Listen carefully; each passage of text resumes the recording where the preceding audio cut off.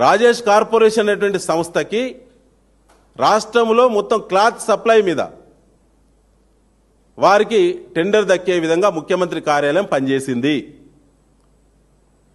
మరి రాజేష్ కార్పొరేషన్ వాళ్ళు ఎక్కడి నుంచి క్లాత్ తీసుకొస్తారు అంటే టెస్కో వాళ్ళే ఆథరైజేషన్ ఇచ్చారండి. అంటే ప్రభుత్వమే బ్రోకర్ అయింది. ఇక్కడ అందరూ దయచేసి గమనించాల్సి ఏంటంటే ప్రభుత్వమే బ్రోకర్ అయింది. టెస్కో నేరుగా సప్లై చేయాల్సినటువంటి విధానాన్ని జియో నెంబర్ 1 రద్దు చేసి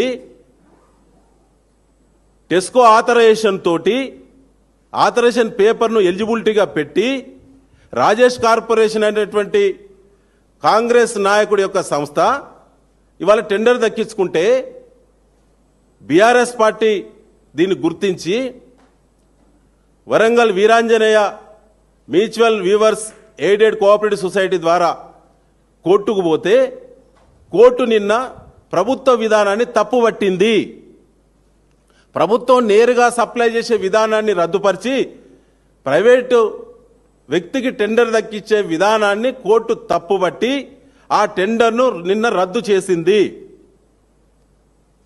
అంటే ఇలాంటి దొంగ పనులు, ఇలాంటి అవినీతి పనులు చేయడానికి ముఖ్యమంత్రి రేవంత్ రెడ్డి సంబంధిత మంత్రులు ఇలాంటి దోపిడీకి ఎగబడి విధానపరమైన నిర్ణయాలు తీసుకోకుండా పిచ్చి నిర్ణయాలు, పిచ్చోళ్ల పాలన లెక్కుంది, ఇది ప్రజాపాలన లెక్క లేదు.